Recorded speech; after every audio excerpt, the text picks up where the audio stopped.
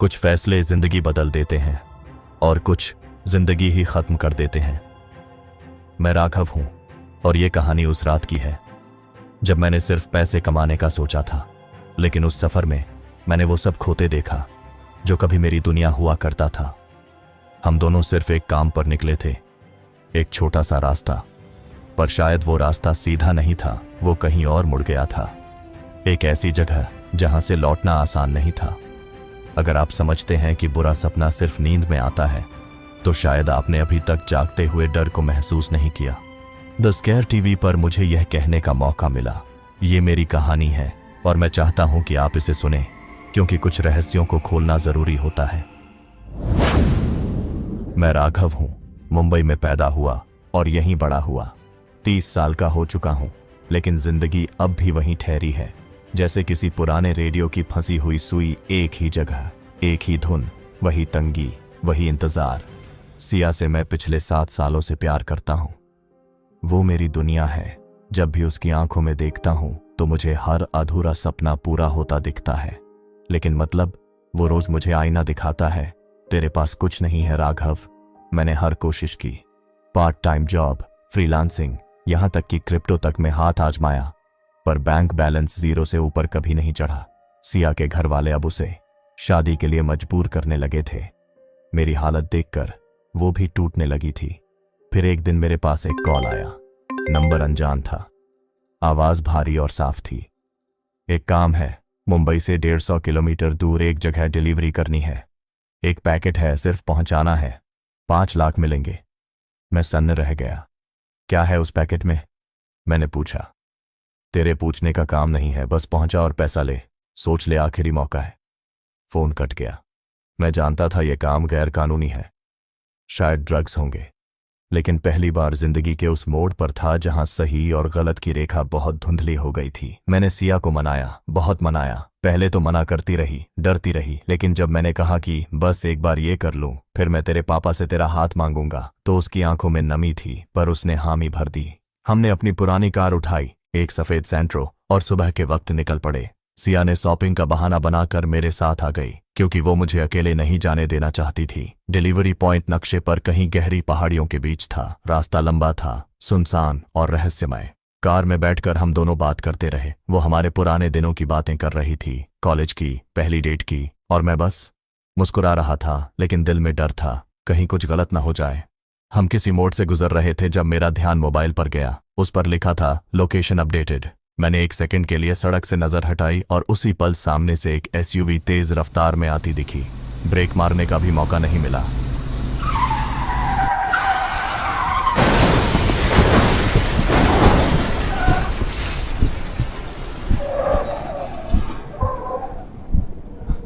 उस टक्कर की आवाज अब तक मेरे कानों में गूंजती है। जब होश आया तो सब कुछ धुंधला था। मेरी आंखें भारी थीं, सिर फटा जा रहा था।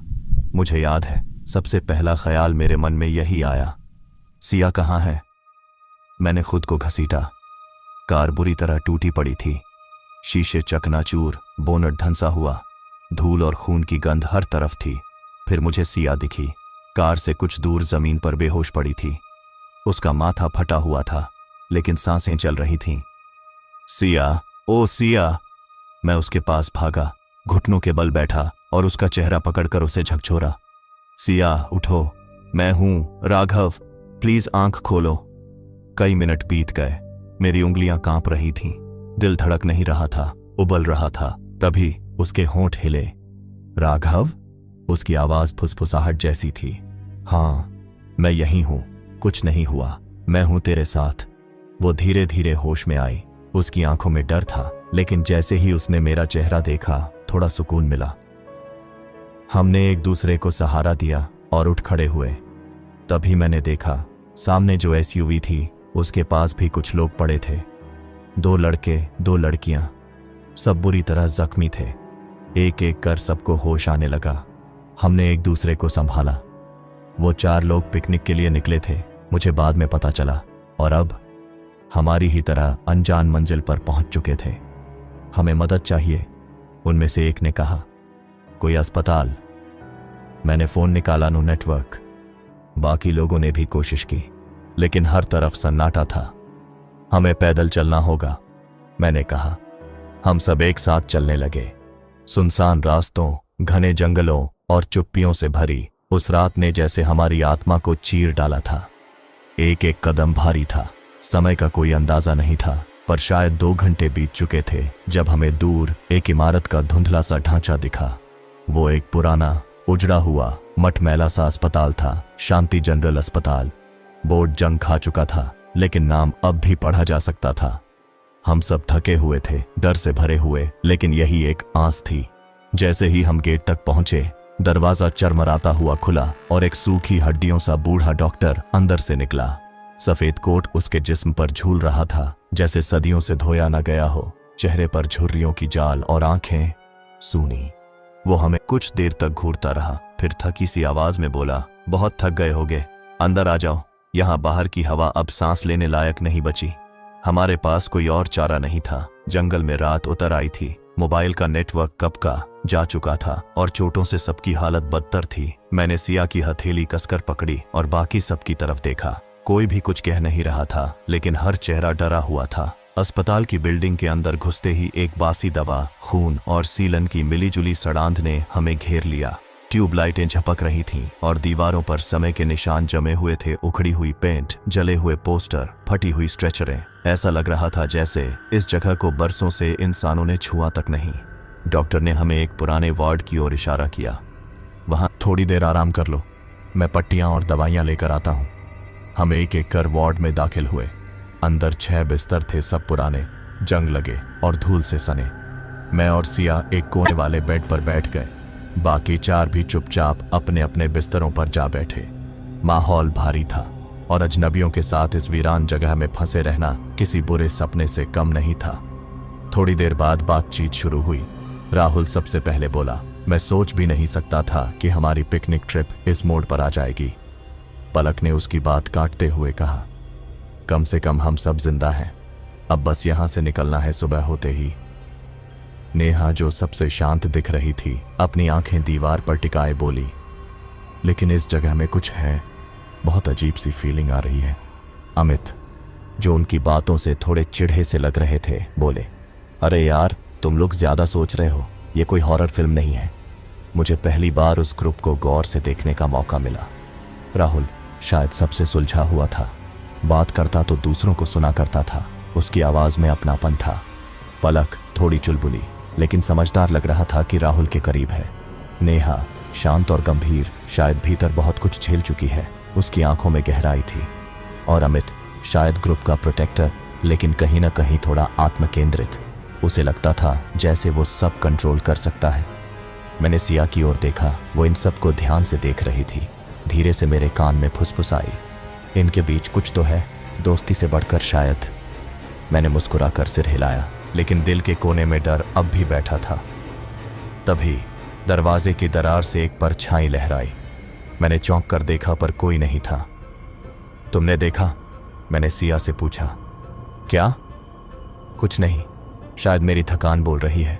अचानक कमरे की बत्ती हल्के हल्के झपकने लगी। पलक बोली, इस लाइट का क्या चक्कर है यार, ऐसा लग रहा है जैसे कोई हमें देख रहा है। राहुल ने उसे दिलासा दी, शायद जनरेटर खराब होगा, इतने पुराने अस्पताल में यह आम बात होगी। लेकिन तभी एक अजीब सी ठंडी हवा कमरे से गुजरी। खिड़कियां बंद थीं। डॉक्टर वापस आया, दवाइयों का थैला लिए। उसकी चाल धीमी थी, जैसे पैरों में जान ही न बची हो। वो हमारे जख्मों पर मरहम लगाने लगा। जब उसने मेरे सिर की चोट पर पट्टी रखी तो उसके हाथ एक पल को कांपे। क्या हुआ? मैंने पूछा। उसने मेरी आंखों में झांकते हुए धीमी आवाज में कहा, इस जगह ने पहले भी बहुत कुछ देखा है। क्या मतलब? मतलब ये कि यहां जो आता है वो वैसा नहीं लौटता। मैं कुछ बोलने ही वाला था कि उसने सिया की ओर देखा। उसकी आंखों में कुछ ठहर गया था, जैसे सिया उसे कहीं पहले से जानती हो, या वो सिया को। सिया ने मेरे हाथ को और कसकर पकड़ लिया। रात गहराती जा रही थी। हम सब अपने अपने बिस्तरों पर थे, लेकिन कोई नहीं सोया था। कभी खिड़की की तरफ से सरसराहट आती, कभी दीवारों से धीमी धीमी फुसफुसाहट। मैंने करवट ली तो देखा नेहा एक कोने में बैठी डायरी लिख रही थी। मैंने पूछा, इतनी रात को डायरी? वो हल्के से मुस्कुराई। जब डर लगता है तो मैं लिखती हूँ, बचपन से यही करती आई हूँ। क्या डर रही हो? उसने सिर झुकाया। हाँ, लेकिन सिर्फ इस जगह से नहीं, अपने अंदर के डर से भी। उसकी ये बात कहीं छू गई मुझे। अचानक एक हल्की सी धुन सुनाई दी, जैसे दूर कहीं कोई लोरी गा रहा हो। कोई और नहीं सुन रहा था, लेकिन मैंने साफ साफ सुना, आजा, सो जा, सो जा, अब तुझे कोई नहीं उठाएगा। मैंने बिस्तर पर सीधा बैठकर इधर उधर देखा। सिया ने पूछा, क्या हुआ? कुछ नहीं, शायद मेरे कान बज रहे हैं। लेकिन मैं जानता था अब ये जगह हमें अपना बना रही थी, धीरे धीरे और चुपचाप। रात के उस सन्नाटे में जब हर आवाज खुद से टकरा कर लौट रही थी, मेरी नींद एक झटके में खुल गई। कमरे की हवा में कुछ बदला हुआ था, जैसे कुछ सांसें साथ लेटी हों मगर दिख न रही हों। मैंने करवट ली। सिया अब भी मेरे पास थी, मगर उसके माथे पर पसीना था और होंठ कुछ बड़बड़ा रहे थे। सिया, मैंने हल्के से उसका कंधा हिलाया। वो झटके से उठी, आंखें खुली, मगर चेहरा डर से जकड़ा हुआ। मैंने उसे देखा, वो यहीं थी, मेरे सामने। सिया की आवाज कांप रही थी। कौन? मैंने पूछा और उसके माथे से पसीना पोंछा। एक औरत, नर्स के कपड़े में, मगर उसकी आंखें नहीं थीं। उसका चेहरा देख मैं समझ गया ये कोई सामान्य सपना नहीं था। उस जगह की हवा में ही कुछ ऐसा था जो हमारे भीतर घुस रहा था, यादों को चीरकर डर बना रहा था। सुबह करीब थी, लेकिन बाहर अब भी अंधेरा था। बाकी सब अब भी सो रहे थे या कम से कम लेटे हुए थे। मैं चुपके से उठा और अस्पताल की उस पुरानी बिल्डिंग के गलियारों में निकल पड़ा। हर कदम पर टाइल्स चरमरा रही थीं, दीवारों पर लगे बोर्ड्स आधे मिट चुके थे। एक जगह टूटी अलमारी दिखी, उस पर लिखा था रिकॉर्ड सेक्शन 1984 से पहले। मेरा दिल तेजी से धड़कने लगा। मैं धीरे से उस अलमारी का दरवाजा खोला। अंदर धूल और मकड़ियों के जाले थे, लेकिन कुछ पुरानी फाइलें अब भी सलामत थीं। मैंने एक फाइल निकाली, उस पर नाम था मनोरोग कक्ष, case number 27, sister Alka. Sister Alka. File के अंदर तस्वीरें थीं एक औरत की, नर्स की यूनिफॉर्म में, चेहरे पर मुस्कान, लेकिन आंखों में एक वीरान झील सी गहराई। नीचे लिखा था मरीजों के साथ अनियमित व्यवहार, 13 मौतें दर्ज, आत्महत्या की पुष्टि, लेकिन शव कभी नहीं मिला। मैं सिहर गया। पीछे से किसी ने कंधे पर हाथ रखा। मैं उछल पड़ा। नेहा थी। तुम यहां क्या कर रहे हो? उसने पूछा। मैंने फाइल उसकी ओर बढ़ा दी। ये देखो।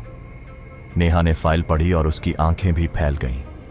शायद यही वो औरत थी जिसे सिया ने देखा। तुम्हें कैसे पता? क्योंकि मैंने भी उसे देखा है। जब मैं डायरी लिख रही थी, वो खिड़की के उस पार खड़ी थी। हम दोनों कुछ देर चुप रहे। हमें यह सब बाकी लोगों को बताना चाहिए, मैंने कहा। नहीं, नेहा बोली, अभी नहीं। अगर अमित को यह सब पता चला तो वो हमें पागल समझेगा, और राहुल, उसे लगने लगेगा कि हम सब हार मान रहे हैं। हम खुद पहले समझते हैं कि ये सब क्या है। हम दोनों धीरे से वापस वार्ड की ओर चल पड़े। वहां पहुंचते ही देखा सिया अब पूरी तरह जाग चुकी थी और बाकी तीनों भी उठ चुके थे। अमित खिड़की के पास खड़ा था। धूप की एक हल्की किरण चेहरे पर पड़ रही थी। वो बोला, मैंने डॉक्टर से पूछा कोई फोन है या नहीं। उसने कहा लाइनें बंद हैं और मोबाइल सिग्नल इस एरिया में कभी आता ही नहीं। राहुल अपने कैमरे से कुछ फोटो लेने की कोशिश कर रहा था, लेकिन हर तस्वीर धुंधली आ रही थी। पलक थोड़ी झल्ला चुकी थी। हम यहां क्यों फंसे हुए हैं? एक एक्सीडेंट और अब ये बर्बाद सी जगह। मैंने सिया को इशारे से शांत रहने को कहा। अब ये वक्त नहीं था डर फैलाने का, लेकिन मेरे मन में एक बात गूंज रही थी। अगर यह अस्पताल बंद है तो डॉक्टर यहां अब भी क्यों है? और वो जानता है तो कुछ बताता क्यों नहीं? तभी दरवाजा फिर से धीरे धीरे खुला। डॉक्टर अंदर आया। तुम सबको थोड़ा आराम मिला? उसने पूछा। वही पुरानी थकी आवाज। हम सब ने सिर हिलाया। इस अस्पताल की कुछ जगहें बंद हैं। अगर तुम चाहो तो पीछे वाले हिस्से में जाकर थोड़ी देर टहल सकते हो, हवा बदल जाएगी। उसकी आंखें हम में से हर एक को एक पल तक देखती रहीं। वो चला गया। अमित ने कहा, चलो पीछे चलते हैं, वैसे भी यहां बैठ बैठकर दिमाग घूम रहा है। हम सब पीछे के उस पुराने हिस्से की ओर चल पड़े। रास्ते में टूटी खिड़कियां, जले हुए पंखे और एक अध जली व्हील चेयर दिखी। ऐसा लग रहा था जैसे कोई इस अस्पताल को जलाकर मिटा देना चाहता था, लेकिन वो अब भी जिंदा था। एक बंद दरवाजा दिखा, उस पर लिखा था आइसोलेशन वार्ड, प्रवेश निषेध। राहुल ने कहा, चलो इसे खोलते हैं। रुक जाओ, मैंने चिल्लाया, मगर वो दरवाजा खोल चुका था। अंदर अंधेरा था, मगर कोई सांस ले रहा था। हम सब ने साफ सुना, कौन है? एक फीकी डूबी हुई आवाज अंदर से आई। दरवाजा चरमराया और हम सब ने देखा कि अंधेरे कमरे में एक साया सरकता हुआ दूर कोने की ओर चला गया। कौन है वहां? राहुल फिर से बोला। उसकी आवाज में एक अजीब सा जोश था, जैसे डर और रोमांच का मिला जुला असर। मैंने उसका हाथ पकड़ा। रुक, हमें नहीं जाना चाहिए। तू हमेशा डरता है राघव। देखना होगा तो पता चलेगा ना, यहां चल क्या रहा है। उसने टॉर्च ऑन की और भीतर कदम रख दिया। हम सब उसके पीछे पीछे कमरे में घुस गए। वहां का फर्श टूट चुका था, दीवारों पर नाखूनों के निशान थे, जैसे किसी ने बाहर निकलने की बहुत कोशिश की हो। सिया मेरे करीब थी, उसकी पकड़ मेरी बाह पर कसती जा रही थी। नेहा ने अमित का हाथ थाम लिया था। यह पहला मौका था जब मैंने देखा कि नेहा, जो अब तक सबसे शांत दिखती थी, उसके होंठ कांप रहे थे। कमरे के भीतर एक स्ट्रेचर पड़ा था, जिस पर एक पुराने जमाने का इंसानी कंकाल बिखरा हुआ था। उसके चारों ओर लाल धागों में लिपटी छोटी छोटी ताबीजें टंगी थीं। ये किसी तांत्रिक प्रयोग जैसा लग रहा है। पलक बुदबुदाई। तभी राहुल ने कोने में रखी एक अलमारी खोल दी और फिर एक अजीब सी चीख पूरे कमरे में गूंज उठी। चीख बाहर से नहीं, अंदर से, हमारे कानों के भीतर से आ रही थी। हम सब ने एक साथ कानों पर हाथ रख लिए, जैसे कुछ टूटने से बचा रहे हों। फिर सब शांत हो गया, लेकिन वो अलमारी अब खुल चुकी थी। उसमें एक कांच का बॉक्स रखा था, जिसमें एक पुराना टेप रिकॉर्डर था। उस पर एक छोटा कागज चिपका था, 1985 अंतिम परीक्षण, वार्ड नंबर 27। अमित ने वो टेप निकाला और मैं कुछ बोल पाता उससे पहले उसने रिकॉर्डर ऑन कर दिया। उसमें एक आदमी की आवाज थी, थकी हुई, टूटी हुई। ये मेरी आखिरी रिपोर्ट है। इस अस्पताल को बंद किया जा रहा है, मगर जो यहां हुआ उसे कोई नहीं समझेगा। सिस्टर अलका, वो मरी नहीं थी। उसे हमने खुद नीचे बंद किया। वो बदल चुकी थी, इंसान नहीं रही थी। टेप की आवाज टूटने लगी। जिस दिन उसे अंदर बंद किया, उस दिन यहां खून की बारिश हुई थी और उसने कहा था, जो भी इस दरवाजे को खोलेगा वो मेरा हिस्सा बन जाएगा। टेप बंद हो गया। हम सब अब एक दूसरे की ओर देख रहे थे। कमरे का तापमान गिर चुका था। मेरी सांसें ठंडी हवा में धुआं बनकर बाहर आ रही थीं। हमें यहां से निकलना चाहिए, नेहा कांपती आवाज में बोली। राहुल ने अलमारी बंद करने की कोशिश की, लेकिन उसका दरवाजा अब फंस गया था। हम सब कमरे से बाहर निकलने लगे, तभी पीछे से दरवाजा खुद ब खुद जोर से बंद हो गया। धड़ाम! सिया चीखी, राघव, दरवाजा!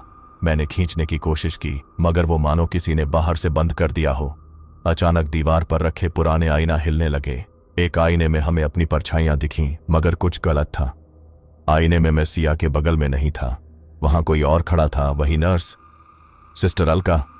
उसका चेहरा धुंधला, मगर उसकी आंखों की जगह काले गड्ढे। ये हो क्या रहा है? अमित कांपते हुए बोला। हम इस अस्पताल में फंस गए हैं, मैंने धीमे से कहा। ये जगह अब हमारे साथ खेल रही है, और जब तक हम इसकी कहानी नहीं समझेंगे, हम इससे निकल नहीं पाएंगे। पलक पीछे खिसकती चली गई और गलती से एक फर्श की टाइल पर उसका पैर पड़ा। वो जमीन धंसी और एक गुप्त तहखाने का रास्ता खुल गया। हम सब ने नीचे झांका। सीढ़ियां थीं और उन पर दियों जैसी हल्की रोशनी। ये सब क्या है? सिया की आवाज बहुत धीमी हो गई थी। मैंने उसकी ओर देखा। शायद यहीं से हमें जवाब मिलेंगे। हमें नीचे जाना होगा, नेहा ने धीरे से कहा, या शायद यहीं से सब खत्म हो जाएगा। हम सब ने उस गुप्त तहखाने की ओर देखा। अंधेरा, गहराई और रहस्यमय शांति, जैसे सदियों से किसी ने वहां कदम न रखा हो। मैंने सिया का हाथ और कसकर पकड़ा। उसका चेहरा पीला पड़ गया था, लेकिन उसकी आंखों में अब भी भरोसा था मुझ पर। हमें जाना होगा, मैंने कहा, इससे पहले कि हम ऊपर से और भी फंस जाएं। राहुल बिना कुछ कहे सबसे आगे बढ़ गया। जो खतरनाक है वही सच के सबसे करीब होता है। वो नीचे उतरने लगा। अमित और नेहा उसके पीछे पीछे चले गए। मैं और सिया सबसे आखिर में उतरे। सीढ़ियां पत्थर की थीं, लेकिन उन पर किसी ने पुराने जमाने के दियों जैसे लालटेन टांगे थे और उनमें अब भी धीमी लौ जल रही थी। यह देखकर मेरी रीढ़ में ठंड दौड़ गई। यहाँ कोई है या हाल ही तक था? नीचे पहुंचते ही सबने उस गुप्त तहखाने की ओर देखा। अंधेरा, गहराई और रहस्यमय शांति, जैसे सदियों से किसी ने वहां कदम न रखा हो। मैंने सिया का हाथ और कसकर पकड़ा। उसका चेहरा पीला पड़ गया था, लेकिन उसकी आंखों में अब भी भरोसा था मुझ पर। हमें जाना होगा, मैंने कहा, इससे पहले कि हम ऊपर से और भी। हम सब ने नीचे झांका। सीढ़ियां थीं और उन पर दियों जैसी हल्की रोशनी। ये सब क्या है? सिया की आवाज बहुत धीमी हो गई थी। मैंने उसकी ओर देखा। शायद यहीं से हमें जवाब मिलेंगे। हमें नीचे जाना होगा, नेहा ने धीरे से कहा, या शायद यहीं से सब खत्म हो जाएगा।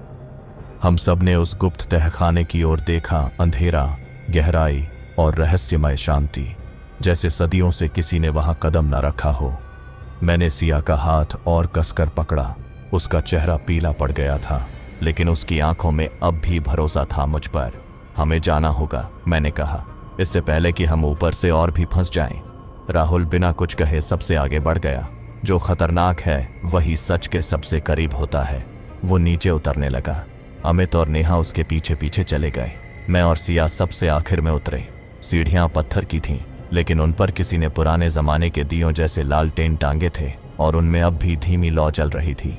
यह देखकर मेरी रीढ़ में ठंड दौड़ गई। यहाँ कोई है या हाल ही तक था? नीचे पहुंचते ही एक लंबा गलियारा शुरू हो गया। उसके दोनों तरफ दरवाजे थे, लकड़ी के, पुराने और जगह जगह से टूटे हुए। एक दरवाजे पर लिखा था ऑब्जर्वेशन रूम 1982, दूसरे पर psychiatric isolation entry restricted. Siya ने धीरे से पूछा, राघव, क्या हम सच में किसी पागल खाने में आ गए हैं? मैंने जवाब नहीं दिया। मुझे लगने लगा था कि हम सिर्फ किसी हॉस्पिटल में नहीं हैं, हम एक ऐसे सच के करीब आ चुके थे जो कभी सामने नहीं लाया गया। राहुल ने अचानक एक दरवाजा खोल दिया। वहां एक टेबल पड़ी थी जिस पर पुरानी फाइलें थीं। अमित ने उनमें से एक फाइल उठाई। उस पर नाम लिखा था पेशेंट नंबर 27 अलका फर्नांडिस। नेहा ने धीरे से पढ़ना शुरू किया। मरीज को अत्यधिक मानसिक विक्षिप्तता के लक्षण हैं। सिस्टर अलका के व्यवहार में तीव्र परिवर्तन देखा गया है। उसे खुद को ईश्वर का दूत बताने का भ्रम है। उसने अन्य मरीजों और स्टाफ पर हमले किए हैं। डॉक्टर मिश्रा द्वारा उसे आइसोलेशन वार्ड में शिफ्ट किया गया। राहुल ने फाइल नीचे फेंकी। अब समझ आया, सिस्टर अलका कोई आत्मा नहीं थी, वो असल में इस अस्पताल की नर्स थी और ये लोग इसे पागल करार देकर बंद कर चुके थे। मैंने दीवार पर टंगे एक बोर्ड को देखा। उस पर एक पुराना ब्लैक एंड व्हाइट फोटो था। उसमें 6 लोग खड़े थे, डॉक्टर, नर्स और अन्य स्टाफ। सब मुस्कुरा रहे थे सिवाय एक के, सिस्टर अलका। उसकी आंखें कैमरे को नहीं देख रही थीं, वो कुछ और देख रही थी, शायद हमें। ये सब बहुत गलत है। सिया की आवाज कांप रही थी। तभी अचानक एक तेज गूंज हुई, जैसे कोई दरवाजा जोर से बंद हुआ हो। हम सब पलटे। गलियारे के दूसरे छोर पर कोई खड़ा था, लंबा कद, सफेद कपड़े, चेहरा नहीं दिखा। वो धीरे धीरे हमारी ओर बढ़ने लगा।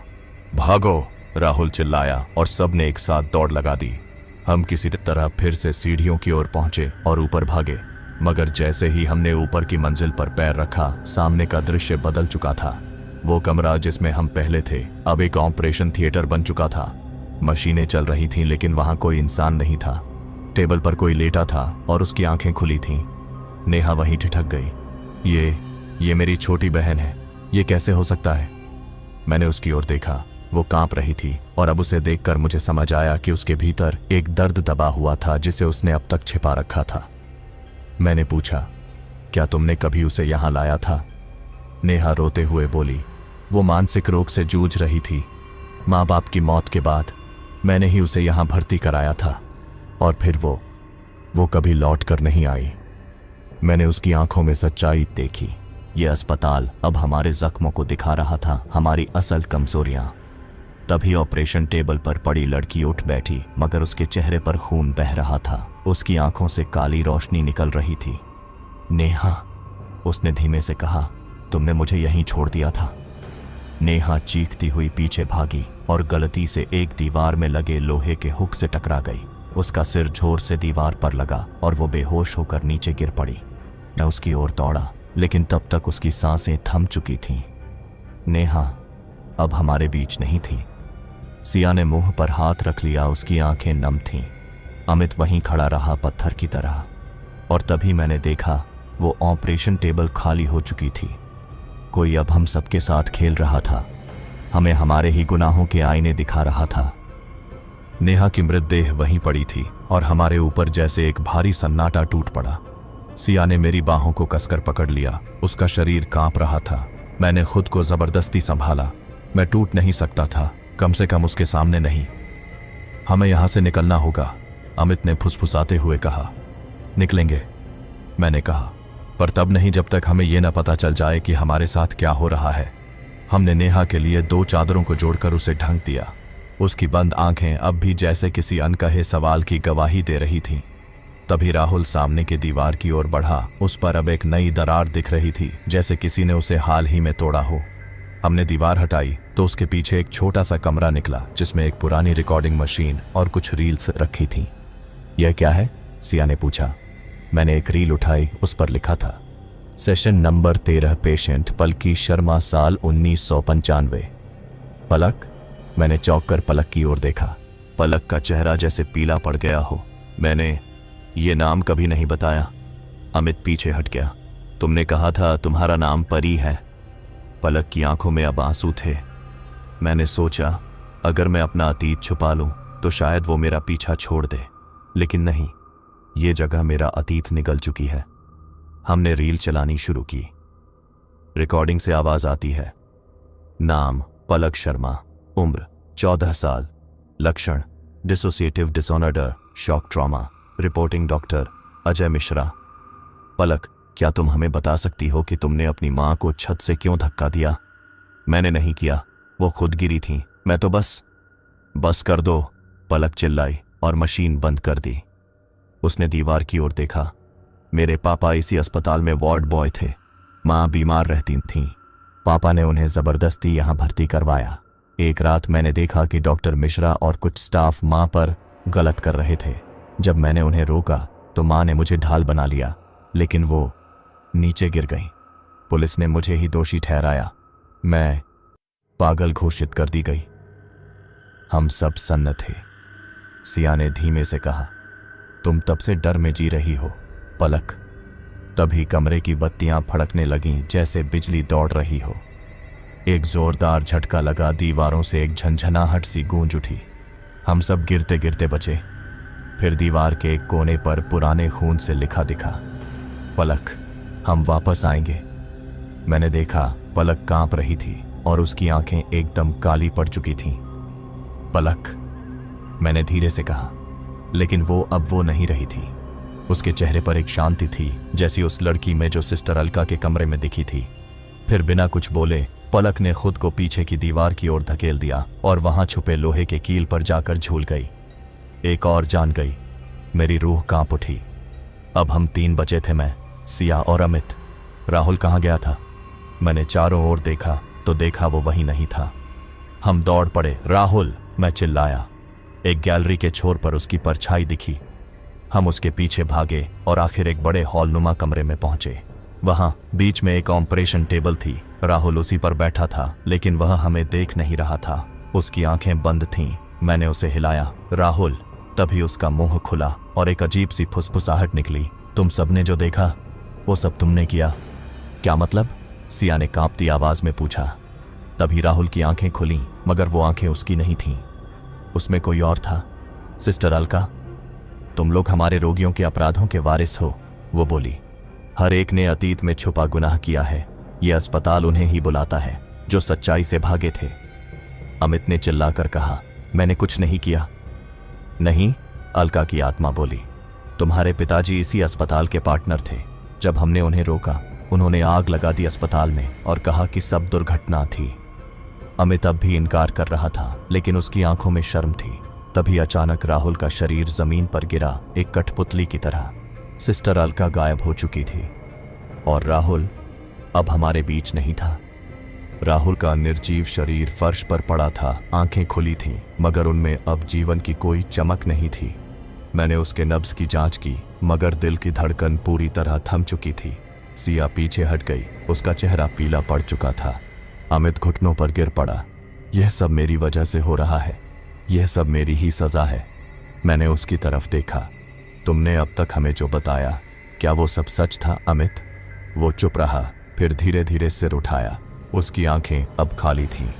मेरा नाम अमित राज नहीं है, असली नाम है अमित दुबे। मेरे पिताजी डॉक्टर विनोद दुबे इसी अस्पताल के ट्रस्टी हुआ करते थे। मेरी सांसें थम गईं। यह कनेक्शन, फिर सजा क्यों? अमित ने आगे कहना शुरू किया। साल 1995, जब इस अस्पताल के भीतर अवैध प्रयोग शुरू हुए थे, दवाओं की टेस्टिंग, मानसिक रोगियों को बंद करके टॉर्चर करना, पापा को सब पता था। पहले उन्होंने विरोध किया, लेकिन फिर वो खुद भी शामिल हो गए। मैंने उन्हें एक रात सिस्टर अलका पर चीखते हुए देखा था। उन्होंने उसकी जुबान बंद करने के लिए उसे बिजली के झटके दिए थे, सिर्फ इसलिए कि उसने एक रिपोर्ट पुलिस तक पहुंचाई थी। सिया ने डर से मेरी बांह पकड़ ली। मैं खुद सुन्न हो चुका था। एक रात जब अस्पताल की जांच होने वाली थी, पापा ने अलमारी में पेट्रोल डाला और आग लगा दी। आग में जलकर कई मरीज मरे और सब कुछ एक एक्सीडेंट कहकर दबा दिया गया। फिर पापा ने मुझसे वादा लिया कि इस सच को कभी किसी से नहीं कहूंगा। और अब? मैंने पूछा। अब? अमित बोला, शायद यह अस्पताल मुझे उसी आग में जलाने आया है जो किसी और के लिए लगाई गई थी। तभी सामने की दीवार पर अचानक एक दरार फटी और उस दरार के भीतर से एक अजीब सी आवाज आई, जैसे कोई बड़बड़ा रहा हो। मैंने टॉर्च उस ओर घुमाई और उस दीवार पर 4 परछाइयां दिखीं, मगर हम 3 ही थे वहां। चौथी परछाई? मैंने मुड़कर देखा, वहां कोई नहीं था।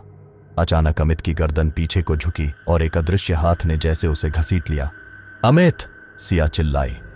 मैं दौड़ा, लेकिन वो दीवार के भीतर समा चुका था। दीवार पर खून से लिखा दिखा, पाप का साया विरासत में मिलता है। अब सिर्फ मैं और सिया बचे थे। हम भागे।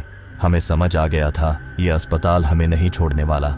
एक और गैलरी में पहुंचे तो वहां दीवार पर एक पेंटिंग टंगी थी, पुरानी, धूल भरी। मैंने उसे हटाया तो उसके पीछे एक छोटा गुप्त दरवाजा मिला। ये क्या है? सिया ने पूछा। अब या तो मौत या शायद रास्ता, मैंने जवाब दिया। दरवाजा खोला, सीढ़ियां नीचे बेसमेंट की ओर जा रही थीं। हम धीरे धीरे नीचे उतरे। वहां एक बड़ा हॉल था, दीवारों पर स्टील की अलमारी, टूटे हुए ऑपरेशन उपकरण और बीच में एक स्टील की संदूक। ये जगह शायद वार्ड नंबर 13 है, सिया ने धीमे से कहा। मैंने संदूक खोला। उसमें थे कुछ पुराने फाइल्स, खून सने दस्तावेज और नीचे लकड़ी के एक बॉक्स में कुछ सोने और चांदी के पुराने जेवरात। ये सब? सिया की आंखें फैल गईं। शायद ये उन्हीं मरीजों के हैं जिन्हें जबरन यहां रखा गया था, उनके गहने जो कभी वापस नहीं लौटे, मैंने कहा। सिया रो पड़ी। ये क्या जगह थी राघव? इंसानियत की कब्र। हाँ, मैंने कहा, लेकिन अब हम इसकी राख से बचकर बाहर निकलेंगे, ये वादा है। तभी ऊपर से एक आवाज आई किसी के चलने की। हमने जल्दी से गहनों का बॉक्स उठाया और दूसरे कोने में दिख रही पुरानी सीढ़ियों की ओर भागे, शायद बाहर का रास्ता वहीं हो। हम दोनों भागते हुए बेसमेंट से ऊपर जा रहे थे।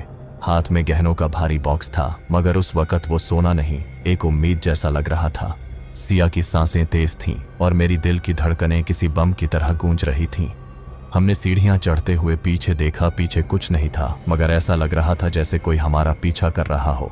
अस्पताल की दीवारें अब और स्याह लगने लगी थीं और हवा में बर्फ जैसी ठंडक थी। ऊपर पहुंचते ही हम एक लंबे गलियारे में पहुंचे, जो शायद इमरजेंसी वार्ड का हिस्सा रहा होगा। फर्श पर पुराने स्ट्रेचर, औंधी पड़ी व्हील चेयर और जले हुए ड्रिप्स बिखरे थे। अचानक सामने एक दरवाजा जोर से बंद हुआ, खुद ब खुद। सिया डर से मेरी बाहों में सिमट गई। राघव, ये सब कुछ अब भी हो रहा है, क्यों नहीं रुक रहा? मैंने उसकी आंखों में देखा। क्योंकि कुछ अधूरा है सिया, कुछ ऐसा जो ये आत्माएं अब भी चाहती हैं, शायद मुक्ति। हमें उसी दरवाजे की ओर जाना पड़ा जो खुद बंद हुआ था, जैसे कोई चाहता था कि हम वही रास्ता लें। दरवाजा खोलते ही सामने एक कमरा था। कमरे की दीवारों पर बड़ी बड़ी पेंटिंग्स लटकी थीं। हर पेंटिंग में वही डॉक्टर बूढ़ा, खौफनाक चेहरा, अलग अलग मरीजों पर प्रयोग करते हुए। और कमरे के बीचों बीच एक पुरानी लकड़ी की कुर्सी जिस पर किसी को बांधा गया था, और एक कैमरा अब भी चालू हालत में, लाल बत्ती जलती हुई।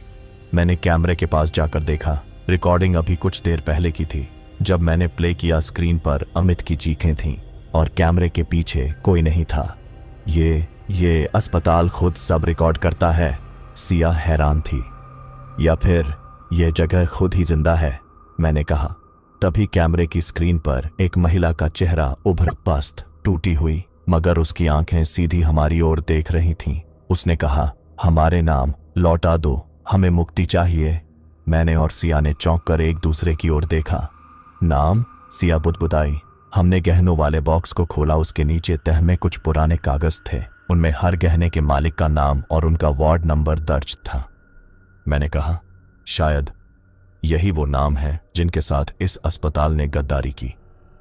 एक एक नाम हम दोनों ने जोर से पढ़ना शुरू किया।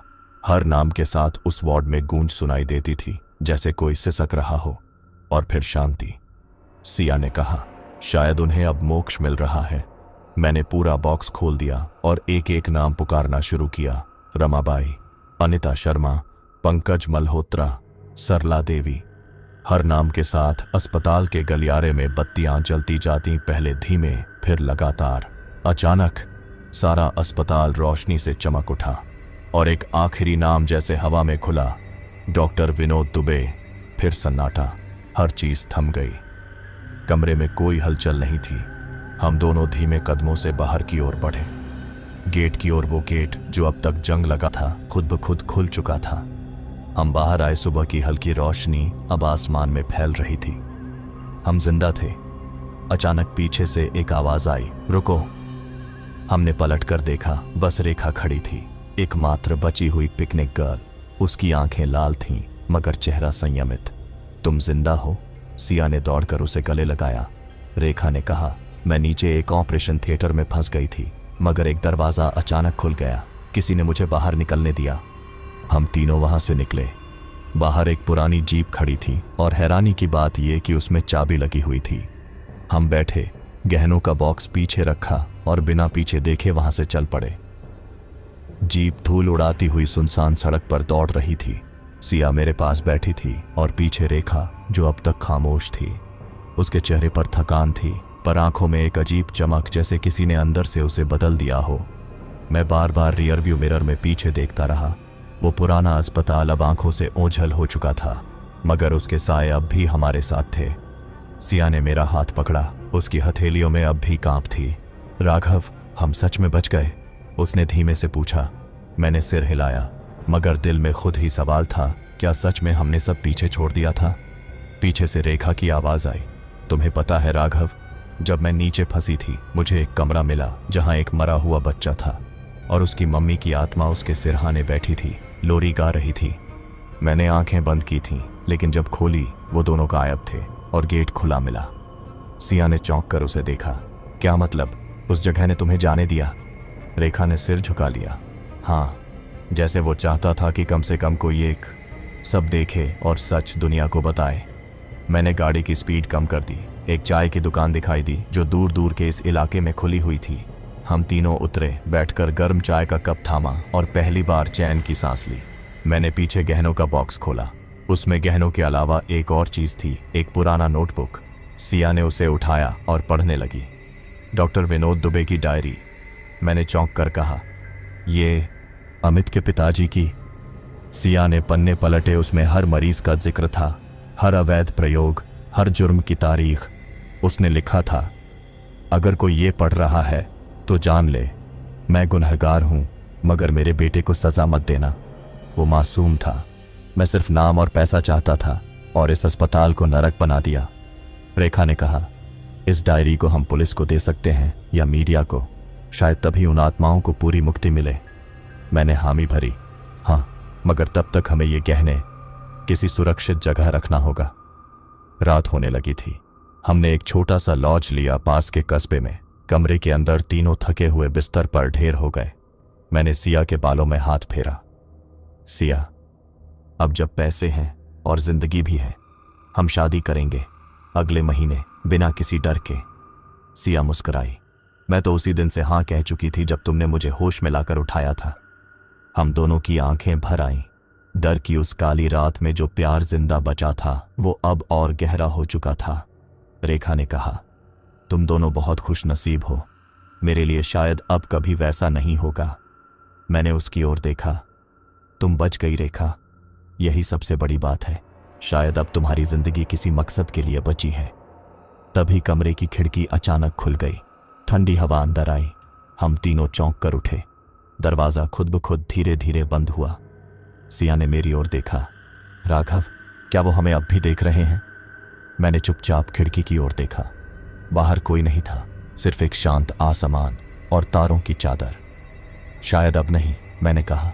शायद अब उन्हें मुक्ति मिल चुकी है। सुबह की पहली किरण खिड़की के पर्दों से झांकती हुई हमारे कमरे में दाखिल हुई। सिया अब भी मेरी बाहों में थी, नींद में शांत, और रेखा खिड़की के पास बैठी बाहर आसमान को निहार रही थी। मैंने उठते ही पहला काम किया, गहनों का बॉक्स निकाल कर देखा। सब कुछ वैसा ही था, झिलमिलाता हुआ, चुपचाप सोने और चांदी का अंबार। मगर अब वो लालच नहीं, जिम्मेदारी लग रहा था। सिया जागी और मुस्कुराई। अब क्या करेंगे राघव? मैंने कहा।